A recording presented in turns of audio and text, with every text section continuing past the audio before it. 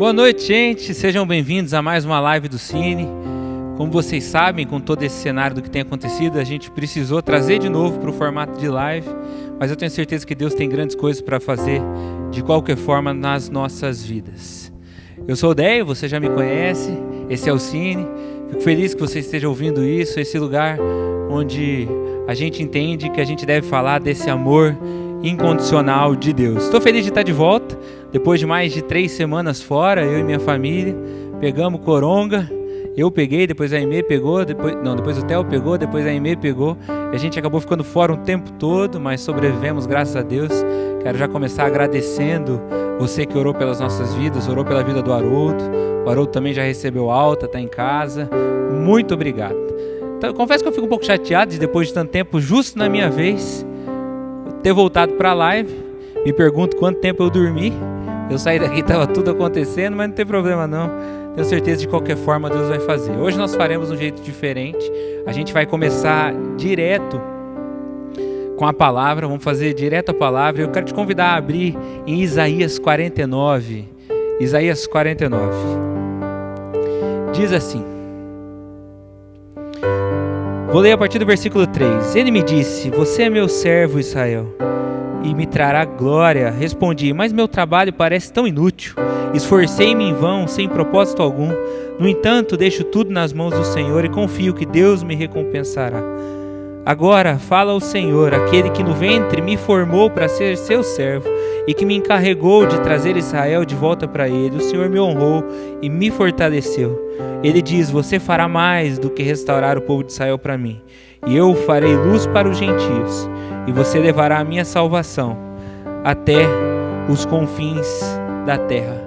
Feche seus olhos, vamos orar junto comigo. Deus, obrigado por esse dia, Pai. Obrigado porque a gente tem a oportunidade de estar aqui refletindo sobre a sua palavra, juntos, ainda que de um jeito diferente, Deus. Que o Senhor fale com a gente, Pai, que o Senhor inunde o nosso coração, faz o que só o Senhor pode fazer, Deus. Está no Senhor a capacidade de mudar as nossas vidas, de consolar o nosso coração, Deus, de falar com cada um de nós. O Senhor sabe o que cada um aqui está passando, cada pessoa que está ouvindo, Deus. Por favor, fala, Deus, nesse dia, Senhor, e faz o que só o Senhor pode fazer, em nome de Jesus. Amém. Estou muito animado para a palavra de hoje, eu confesso, até porque esse tempo foi importante para refletir bastante, e eu disse para Deus que eu queria uma palavra que realmente fizesse a diferença na sua e na minha vida. E o título de hoje é Por uma Vida Cheia de Significado. Por uma vida cheia de significado. E eu acredito que Deus me deu esse tema, e eu quero te falar como. Esse dia de madrugada eu estava assistindo o documentário sobre o Chadwick Boseman, o Pantera Negra do Wakanda Forever, sabe? E o que me chamou a atenção foi que, enquanto falavam sobre o Chadwick que se foi, constantemente as pessoas que davam o depoimento nesse documentário diziam a mesma frase: ele viveu uma vida cheia de significado. Ele viveu uma vida cheia de significado. Isso eles foram falando tantas vezes, tantas pessoas diferentes, que para mim assim ficou muito claro que ele realmente tinha tido essa vida. E eu pensei, eu quero ter uma vida assim, uma vida que seja cheia de significado, que não seja em vão. E eu realmente acredito que Jesus tem uma proposta de vida diferente para nós a partir do momento que a gente entende quem Ele é. Só que eu acho que a gente erra o que significa essa vida diferente, nessa palavra diferente. Às vezes a gente interpreta a mesma coisa que foi dito de um jeito errado. Esses dias mesmo, eu estava em casa, e a minha Aimee, que está aqui hoje, eu falei para ela, eu estava com uma dificuldade de respirar. Depois eu vou contar mais um pouco sobre esse momento do Covid, mas eu estava com dificuldade de respirar, e eu falei para a Aimee: baby, você pode orar pelo meu peito? Ela falou: ora, linda. E eu falei: então ora, baby. Fechei o olho. Ela tem a capacidade de começar a oração assim: Deus, faz crescer peito no Deia. Eu falei: meu, tá doido, tá tirando? E ela falou: não, tô brincando. Eu entendi literalmente. Lógico, ela orou certo. Outro momento que eu me lembrei pensando sobre isso, sobre como as pessoas entendem errado, foi que esses dias eu fui buscar um lanche do Mac com o meu cunhado Enzo, e a hora que eu cheguei lá, eu tava dirigindo, falei: o que você quer, Enzo? O Enzo falou: eu quero um Big Mac. Eu falei: qual? Ele falou: o maior que tem, eu acho que são de 4 hambúrgueres, o quádruplo. Eu falei: beleza. Encostei o carro, baixei o vidro, a moça falou: boa noite, qual lanche você quer? Eu falei: o Big Mac, o maior que tem. Ela falou: o maior que tem? Eu falei: o maior que tem. Ela falou: beleza. Passou, a hora que ela foi me entregar o lanche, ela a pessoa da janela falou, tá aqui, Big Mac com 10 hambúrgueres. Eu falei, oi? Ela falou, com 10 hambúrgueres. E a gente abriu um lanche nada a ver, nem tinha molho em todos, um lanche horrível, só tinha um monte de hambúrguer junto. Até teve que vir um palito espetando assim. E eu falei, não acredito, porque eu quis dizer a maior opção que eles anunciam, não o máximo de hambúrguer que dá para pôr no sistema dela, mas às vezes a gente entende o que se fala e o que está escrito de um jeito diferente. Eu acho que um erro que muitas pessoas cometem é que quando elas pensam que por ser cristãos elas têm que ter uma vida diferente, ou elas podem ter uma vida diferente, a primeira coisa que elas pensam sempre é o quê? Moralidade. Esse de quando sua mãe te dizia, você não é todo mundo, essas pessoas pensam primeiro no que sempre? Não, você tem que ser diferente dos outros. Então, o seu padrão de conduta moral é o que importa para você ser diferente. Quando eu acho que não é o foco, porque a gente tem até muita dificuldade com isso. Eu acho que quando a gente se propõe a ter uma vida diferente por causa de Jesus, ainda que a nossa moralidade mude também, o que muda principalmente é o nosso objetivo de vida. É a gente ter uma vida cheia de significado, de não viver em vão, de fazer a diferença de verdade, de ter uma vida maior do que a tua própria vida, porque é uma vida que não é focada só em você. E é sobre isso que nós falaremos hoje. E eu queria ser muito prático. Eu queria falar sobre 3 passos para uma vida cheia de significado. Primeiro passo, não jogar o jogo. Não jogue o jogo. Quero que você entenda do que eu estou falando aqui. Esses dias eu estava assistindo um filme com a Aimee, chama Ed the Eagle. Fala sobre um cara que competia na Olimpíadas de Inverno, naquela modalidade que o cara desce uma rampa gigante e salta com os esquis e tem que cair mais longe. E teve uma cena nesse filme que marcou muito, eu não vou dar spoiler, mas assim, tá ele e o melhor do mundo dentro do elevador, esse Ed que está competindo. Ele é o pior da competição. Só que o cara que está com ele no elevador é o melhor. E os dois estão juntos ali. Só que o Ed não está ali para ganhar, ele sabe que ele é o pior. Só que ele quer quebrar o próprio recorde, quebrar o recorde do país dele. Então ele vai e entra no elevador com esse cara, os dois subindo para descer a rampa. E o cara olha para ele e diz assim... O cara diz assim, nós não somos tão diferentes, sabia? Nós somos como um relógio, eu sou o número 1, você é o 11. Nós estamos mais perto do que você imagina, ainda que eu seja o melhor e você seja o pior. Porque todas as outras pessoas estão pensando na competição, mas eu não estou nem aí para a competição. Eu quero ser o melhor do mundo e quebrar o meu próprio recorde de ser o melhor do mundo. E você não está nem aí para a competição. Você sabe que não vai vencer, mas você quer quebrar o seu próprio recorde. Nós dois queremos ser melhores do que nós mesmos só. E por que eu achei que isso falou muito comigo? Porque os dois não estavam preocupados com o sistema. Os dois não estavam nesse ciclo que todos estavam. E eu acho que esse é o desafio nosso, não estar no ciclo que todos estão. Porque assim, tem um sistema, como diz o Capitão Nascimento, o sistema é tenso. Versão atualizada para contar no Siniceira. Porque existe uma lógica na nossa vida com parâmetros de sucesso. E é para eles que nós somos adestrados. Por exemplo, qual é o parâmetro de sucesso mais comum? Quanto você ganha. Então você vive a sua vida ouvindo em casa que você precisa ser uma pessoa de sucesso, que faz bastante de dinheiro, que ganha bastante dinheiro, e esse é o padrão que você persegue o resto da sua vida. Mas nós não somos convidados a jogar esse jogo com os parâmetros que todo mundo tem. A gente é convidado a ser diferente. Nesse texto que a gente leu, que é uma profecia sobre Jesus, no versículo 3 e 4 diz assim: meu trabalho parece inútil, esforcei-me em vão sem propósito algum. No entanto, deixo tudo nas mãos do Senhor e confio que Deus me recompensará. Deixa eu falar uma coisa sobre esse texto e sobre uma vida cheia de significado. Quando a gente quer ter essa vida e a gente foca no nosso propósito, parece até ser sem lógica para a maioria das pessoas, nos parâmetros daqui. Mas você deve confiar em Deus. Porque para cá não vai fazer sentido, mas para Deus faz muito sentido. É por isso que Jesus recusa um dia ser rei. Jesus recusa ser rei. Jesus vai e faz umas curas, depois multiplica o pão. O povo fica tão eufórico que vai perto de Jesus e começa a gritar que queriam fazer ele rei ali naquele momento. E Jesus se recusa. Por quê? Porque ainda que fosse uma coisa que fizesse total sentido para as pessoas, para a lógica desse mundo que a gente vive, para Jesus não fazia sentido, porque era contra o que ele buscava como propósito. Jesus não joga o jogo, entende?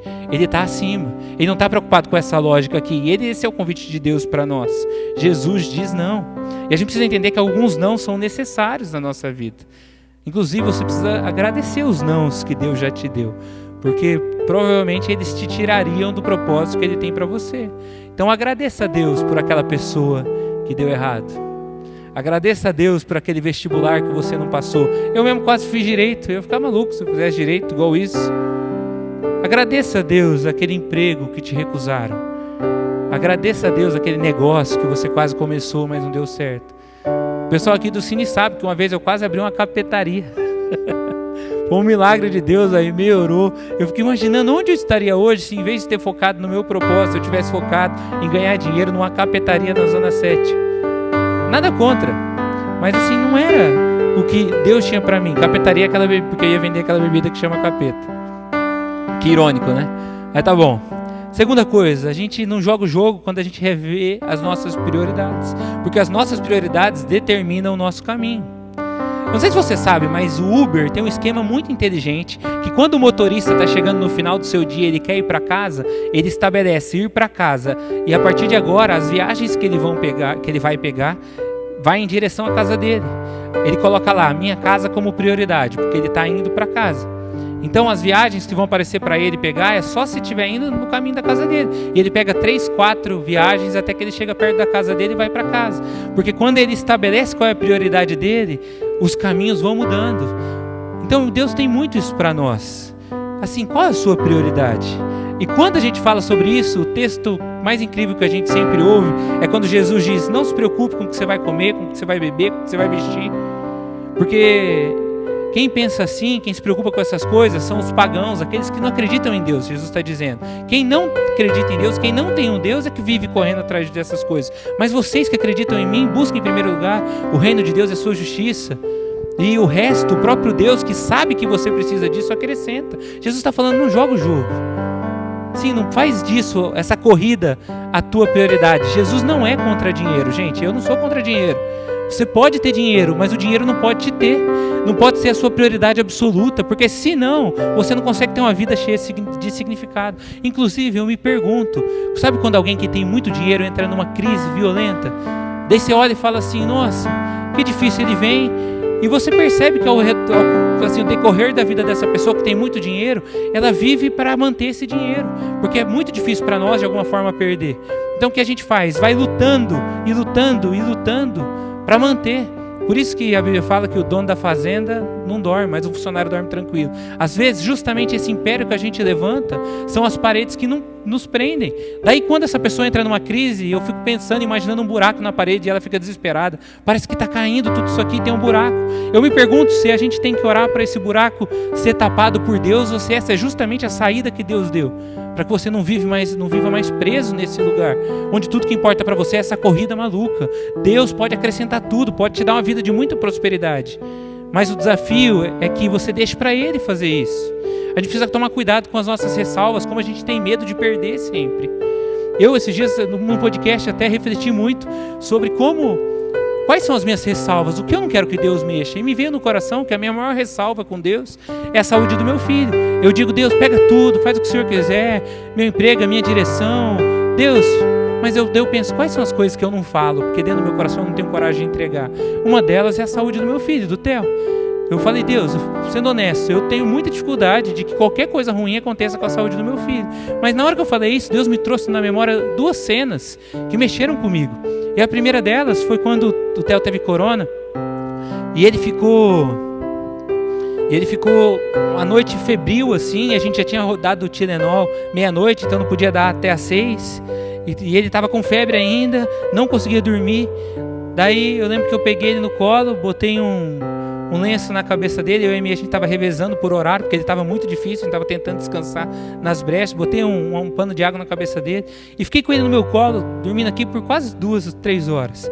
Eu lembro que a hora que eu vi já era 6 da manhã, e ele dormindo, a febre tinha baixado, e foi um momento assim, apesar de ter sido tão preocupante, foi tão gostoso entre eu e ele, porque a hora que eu peguei parece que ele confiou. Daí esses dias ele está aprendendo a andar, está andando para tudo quanto é lado e vive tropeçando. Ele caiu E começou a chorar um monte, ele cai de cara, porque ele não põe a mão ainda. E ele começou a me pedir para consolá-lo. E eu achei tão lindo, e me parece que Deus me trouxe isso na memória também, quando eu estava falando, para entender que esse momento onde o Theo agora confia em mim, foi forjado naquele momento, onde ele passou por um momento difícil. Eu estou dizendo tudo isso para que você abra a mão das suas próprias ressalvas em relação a Deus. Porque até o que você fala, Deus, isso aqui não dá para mexer. Se Deus mexer é porque ele tem um objetivo maior.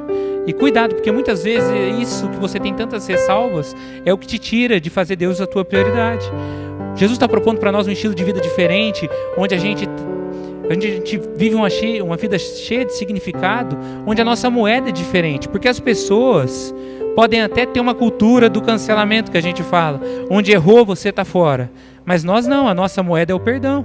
A moeda de muitos pode ser quem te ofende, você ofende também, mas a nossa moeda é orar pelo nosso inimigo. A moeda dos outros pode ser armazenar, ter mais, mas a nossa moeda é transbordar. O Senhor me deu, eu vou pensar nos outros. As pessoas podem pensar em si mesmas, a gente vai pensar em Deus e no nosso próximo. As pessoas podem achar que elas têm que correr atrás de tudo, mas a gente sabe que a gente pode confiar em Deus. Essa é a primeira lição, sobre como ter uma vida cheia de significado. Não jogar o jogo, mas a segunda, saber como Deus te vê. Você precisa saber como Deus te vê. E eu quero que você leia esse versículo, o 5. Agora fala o Senhor, aquele que no ventre me formou. Tem muitos versículos que falam sobre isso, como Deus nos separa no ventre, nos forma, como Deus nos chama para mais, como Ele nos ama. A gente precisa entender isso, porque esse é o jeito que Deus nos vê. Esse é o começo de tudo. Antes de tudo, você precisa entender que você é amado por Deus, escolhido, perdoado. Esse é o começo de uma vida cheia de significado. Só que, infelizmente, parece que muitas vezes na religiosidade isso fica pelo fim, por final. Quando você olha o ministério de Jesus logo no batismo não tinha feito nada ainda, era o começo do ministério. Vem uma voz do céu que fala: esse é meu filho amado em quem me comprazo. Jesus não fez nada ainda no ministério e Deus já está dizendo: eu o amo, eu tenho prazer nele. Esse é o começo da tua vida. Você começa a vida, você tem que saber disso. Você respira, está respirando? Deus tem uma mensagem para você: Ele te ama, você é o filho amado dele. Mas isso precisa ser a base de tudo. Só que muitas vezes na religiosidade isso fica por último, porque a religião prefere o controle do que a liberdade do amor. Porque é mais fácil te manter num sistema onde você está sempre se sentindo culpado. Então o que acontece? Você vai numa igreja, deve ter acontecido com você. Você vai numa igreja, a hora que você chega lá, a mensagem está focada no seu erro e quão incapaz você é, não na graça de Jesus. Então como que você sai sentindo de lá? Um lixo. Daí você sente um lixo. Qual é o jeito que te ensinam que você precisa se sentir melhor? Você precisa voltar lá. Daí você chega lá e se sente como de novo? Um lixo. E você vive um ciclo de culpa, não um ciclo de amor. De modo que você está há 300 anos dentro da igreja e você nunca se sentiu realmente amado por Deus. Mas culpado, como você se sente? Porque a nossa tendência do ser humano é controlar pelo medo, não pelo amor. Então, as pessoas querem controlar a criança de não sair da cama de madruga. O que eles fazem? Eles falam num papo de amor? Não, eles fazem o quê? Eles falam sobre um tal no bicho-papão que vive debaixo da cama, para que a criança não levante. Quando não quer que a criança saia na rua, elas falam: não faz isso porque é ruim para você, papai não deixa, mamãe te ama, não pode. Não, o que eles inventam? Um tal do homem do saco. Porque é mais fácil a gente controlar quando a gente coloca medo e medo e medo. Só que esse medo de Deus nos prejudica demais. Deixa eu falar uma coisa para vocês. Geralmente eu falo muito sobre o amor aqui no Cine, pensando em quem está chegando. Então, gente que não foi aceito, gente que nunca se sentiu bem-vindo, aqui percebe que é aceito, aqui percebe que é bem-vindo, gente que se sente taxado, excluído, não por Deus, mas pelas pessoas. Então, eu sempre falo disso para você que está chegando, mas hoje eu queria falar sobre o amor de Deus sendo prioridade, não para essas pessoas, eu quero explicar para as pessoas velhas na fé de igreja, assim, gente que está faz tempo e que não admite, mas tem dificuldade até com a palavra graça. Gente que toda vez coloca um mas na frase quando a gente fala da graça e do amor de Deus. Sabe gente que inverte a frase? Porque a verdade é que Deus odeia o pecado, mas ama o pecador. Por isso Ele deu um jeito nisso. Mas o que as pessoas falam sempre? Deus ama o pecador, mas odeia o pecado. Porque a verdade é que tudo que nós colocamos para trás do mas não importa muito. Então elas invertem a frase para não colocar tanto valor nesse amor de Deus e colocar muito peso nos erros nossos. Eu quero falar com gente que sempre pensa assim, gente que usa a palavra hipergraça para criticar quem prega graça. sendo que a Bíblia fala sobre uma superabundante graça. Esses dias eu vi uma frase de um pregador falando para a gente tomar cuidado para não ser mais misericordioso do que o próprio Deus, como se isso fosse possível. Como a gente seria mais misericordioso do que o próprio Deus? Isso não dá. Que barulho é esse? É chuva? Então vamos continuar. Gente, primeiro, eu quero falar com você. É mais difícil para nós entendermos o nosso erro. Não, perdão. É mais fácil para nós entendermos o nosso erro do que entender a graça. É mais difícil para nós entender a graça do que entender o nosso erro. O nosso erro a gente entende de cara. Pedro, quando vê Jesus fazendo o milagre da pesca maravilhosa, que não vinha peixe, do nada veio um monte de peixe, qual que é a primeira coisa que ele fala? Se joga aos pés de Jesus e fala: afasta-te de mim que sou pecador. Ele nem sabia que era Jesus direito, mas quem ele era, ele já sabia. A gente conhece os nossos próprios erros, gente. Isso não é difícil. Mas eu quero falar uma coisa, a maturidade está em entender a graça e o amor de Deus. No primeiro andar está essa coisa sobre eu sou um pecador e a importância da obediência. Esse é o primeiro andar, a religião fica aqui demais. O segundo andar é a graça de Deus. Deus me ama, mesmo eu sendo assim, tem coisas para nós. Por isso que Jesus disse que Cafarnaum é pior do que Sodoma. Gente, Sodoma é a cidade do pecado na Bíblia, é a pior cidade de todas, que mais errou. Mas Jesus fala que Cafarnaum é pior do que Sodoma. Sabe por quê? Porque Cafarnaum recusou a graça. Sabe quando Jesus entra nesse assunto? Falando sobre como chamam ele de amigo de pecadores. Cuidado, você que tem dificuldade com isso, que está sempre apontando o erro dos outros. A gente precisa entender a graça de Deus. Não cometa os erros que os judeus cometeram, que tentaram se tornar justos por cumprir a lei. A gente não consegue. A gente precisa entender que a gente já somos declarados justos por causa da nossa fé em Jesus. Não porque somos no nosso agir. É a bondade de Deus que muda a vida das pessoas, gente. Então a gente precisa pregar a bondade e o amor de Deus, porque é isso que faz diferença. E por último, para a gente ter uma vida cheia de significado, a gente precisa transbordar. Viver para algo além do que você mesmo. Transbordar. E eu queria que você lesse o verso 6 comigo, que diz assim: você fará mais do que restaurar o povo de Israel. Eu farei de você luz para os gentios, e você levará a minha salvação até os confins da terra.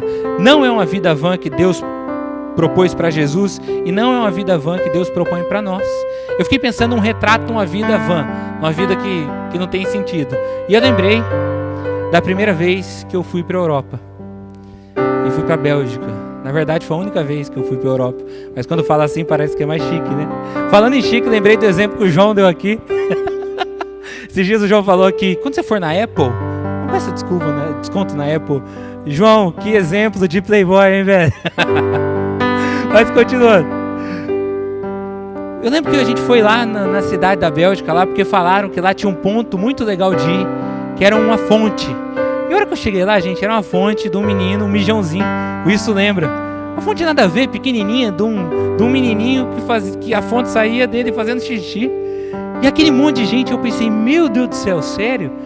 Que a gente veio até aqui, andamos tudo para ver esse mijãozinho aqui? E eu acho que muitas vezes a nossa vida, a gente chega no final da vida e fala: sério, caminhei tanto para chegar nesse ponto. Eu não quero isso, eu sei que você não quer, mas então para a gente ter uma vida de significado, para a gente não terminar assim, eu queria que você entendesse só algumas coisas. Como que você faz isso? Primeiro, honrando o ar que você respira. Gente, a Bíblia fala que Deus, depois que formou a gente, Ele soprou em nós o ruá, que é a mesma palavra para Espírito de Deus. É o fôlego de Deus que nos dá a vida. Então eu queria que a gente percebesse que esse ar que a gente pega emprestado de Deus, as gerações passam conforme Deus respira. A gente precisa fazer algo que faça sentido com esse ar que Deus nos empresta. Eu fico imaginando que você pede meu carro emprestado. E você pega o meu carro emprestado porque fala que quer fazer algo legal. Eu falo: vamos pegar o Luan aqui. Luan pega meu carro. Eu falo: empresta o carro daí, eu preciso fazer um negócio importante. Eu falo: beleza, pega o carro aqui, Luan. Luan pega meu carro, sai. Sei lá. Vai e atropela um cara que xingou ele na rua. Eu vou falar: sério, Luan, você pegou meu carro, velho, para atropelar alguém? Você acha que é isso que se devia ter feito com algo que era meu? E às vezes eu penso assim, gente, a gente tem o fôlego de Deus em nós. Como a gente vai usar isso? Eu tive essa reflexão com o Covid, porque eu lembro que eu achei que era sintomático. No começo eu estava me achando. Eu falei: nossa, eu sou um cara saudável demais, a NASA tem que me estudar, velho. Eu não pego, assim, eu não tenho efeito aqui em mim. Eu sou um cara saudável, pelo menos por dentro. E eu lembro que era o 8º ou 9º dia, quase no fim da minha quarentena, eu tive febre e comecei a ter falta de ar. Conversei com a Amy falou, deve ser coisa da sua cabeça, a gente também estava ansioso, o Haroldo tinha ido para o hospital. Segundo dia, falta de ar de novo. Ela falou, observa então. Terceiro dia, acordei de madrugada, uma falta de ar, chiando o meu peito. Acho que era, sei lá, que dia que era. Eu lembro que eu estava chiando. Eu falei, gente, tem uma coisa errada comigo. Daí eu fui no hospital, acharam uma mancha no meu pulmão, que não era grande, também não era pequena, tinha que cuidar para não ficar maior. Mas eu lembro assim, que o cara falou, não, só cuida para não ficar pior. E eu só fui melhorando. Mas nesse dia, quando eu voltei para casa, eu confesso que eu achei que eu ia morrer.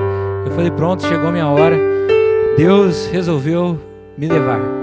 Começou a me dar um desespero. Eu lembro que eu fiz uma oração e falei, Deus, não leva não, meu Theo, a minha esposa. Mas eu vou falar a verdade, eu acho que de tudo, Senhor, eu preciso aprender a dar valor aos meus dias. Por isso que eu comecei o podcast, porque eu falei, Deus, se eu sobreviver, pode ter certeza que eu vou todo dia pregar um pouco. A gente precisa pensar nisso, assim. Como a gente usa os nossos dias, como a gente honra esse ar que Ele nos dá, como a gente vive para além de nós mesmos, como a gente transborda, como a gente vive uma vida que tem significado. E se você pensa assim, você não destrata ninguém, você não trata ninguém como menos, porque se nós todos temos o fôlego de vida do próprio Deus, ninguém vale menos, ninguém é pior porque tem menos dinheiro, porque vota diferente, porque é de outra cor. Todos nós somos amados e valiosos para Deus, porque o que está dentro de nós vale demais. Sabe quando você olha uma arte que é super feia, você fala, que negócio esquisito, por que vale milhões? É por causa do autor. Todos nós somos desse autor. Como a gente não vai tratar uns aos outros de um jeito que realmente faça sentido? Segundo jeito, para a gente transbordar, a gente precisa ser mais compreensivo uns com os outros, para a gente conseguir viver essa vida que ama. Esses dias o Luan, eu adoro usar o Luan de exemplo, a gente convive demais. O Luan falou para mim que ama carro antigo. E eu pensei, gente, carro antigo, Luan? Nossa, eu queria muito ter um carro antigo, esse aqui, 1950. Eu falei, velho, nem deve ser confortável, por que esse aqui é um carro antigo? Nem tem tecnologia. Ele falou, porque é uma pira pra mim pensar como era no passado. Eu falei, Luan, então compra um cavalo, velho. Andar de cavalo, antigamente era cavalo, velho. Mas depois eu saí e eu fiquei pensando, como é difícil pra gente entender aquilo que a gente não tem dentro de nós. Porque eu acho que é Dostoiévski que disse que nada é mais... Enquanto nada for mais fácil do que condenar o agressor, nada é mais difícil do que entendê-lo. Se a gente começar a tentar ser um pouco mais empáticos nesse ano que vai começar, para a gente ter uma vida cheia de significado, a gente precisa ser generoso, gente. O Billy Graham dizia que nós temos 2 mãos, uma para dar e uma para receber. É isso, a gente precisa parar com discussões mesquinhas. Religioso faz isso demais, fica na internet discutindo teologia, vê o vídeo do fulano, quer fazer uma crítica. Pelo amor de Deus, não vale nada, é sem sentido, só deixa a pessoa que discutiu com um argumento. Mas qual que é a discussão que importa então? É como ajudar de verdade, como ajudar o irmão. Você parou para pensar que quando vem a crise, um monte de gente fica pobre, a maioria das pessoas se organiza para dar cesta básica. Eu acho muito importante a cesta básica, mas quem paga o aluguel? Quem paga a luz? Quem paga o condomínio? E se fôssemos pessoas que se organizam de maneira diferente, que realmente ajudam quem precisa? Eu quero terminar dizendo isso aqui, gente. Tem muito potencial em você, mas muito potencial em você, porque foi Deus que colocou em você essa semente. Mas não é só sobre potencial. A gente precisa entender 3 coisas. Jesus disse que uma semente, para dar fruto, precisa morrer. Porque a verdade é que se você viver de modo egoísta, você nunca vai descobrir tudo que Deus poderia ter feito na sua vida. Por isso que os nossos erros, que a gente chama de pecado, errar o alvo, é uma cilada. Porque você se vicia em servir a si mesmo e perde tanto do que Deus faria através de você para as outras pessoas. Segundo, além de morrer para nós mesmos, deixarmos de sermos egoístas, é permanecer. A gente valoriza demais o Pedro que sai do barco no ato de coragem, mas fala pouco do João que permanece com Jesus até o final, porque ele sabe que é amado. Então, assim, o desafio do permanecer. Permaneça nesse relacionamento que está difícil. Quem sabe Deus te abençoe. Permaneça no empenho, permaneça na luta. Pensa nisso. E por último, frutifique. Deus não usa pessoas perfeitas, usa as pessoas disponíveis. Jesus não precisa de um super-herói, do salvador da pátria. Ele já é o super-herói e o salvador da pátria. Você não precisa ser o cara. Deus já é o cara. Fiquei confuso onde eu olhava aqui. Deus já é o cara, mas Ele usa as pessoas disponíveis. Deus, eu sou isso aqui. Eu sou isso aqui. É isso mesmo que Deus quer. Já parou para pensar que só existem 12 notas musicais e formam infinidade de músicas? Por quê? Porque Deus usa nós que somos tão limitados, de formas tão diferentes, que Ele deseja alcançar o mundo inteiro. Vão até os confins da terra. Deus tem mais para você. Deus tem uma vida que seja cheia de significado e que faça sentido para muitas outras pessoas. Hoje de tudo, gente, eu quero que a gente saia do egoísmo. Eu acho que essa é a lição. Da gente sair de uma vida para nós mesmos. Não jogar o jogo. Transbordar e espalhar esse amor que a gente sente. Onde a gente primeiro ama e depois ama também. E em terceiro ama também. E confia que Deus é quem faz a obra. Queria que você orasse comigo hoje. Feche seus olhos aí, nós vamos orar. Deus, em nome de Jesus, Pai. A gente não quer ver uma vida vazia, Deus. Uma vida onde a gente acorda, vai dormir e se pergunta que diferença fez esse mundo, Deus. Uma vida onde a gente está sempre preocupado com os nossos próprios objetivos e por isso a gente nunca descansa. Porque quando a gente chega num lugar, a gente já está sonhando com outro.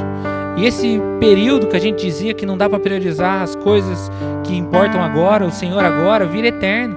Porque sempre tem correria, Deus. Sempre tem desafio, sempre tem problema, Deus. Pai, nos ajuda, Pai, a entendermos que o Senhor tem mais para nós.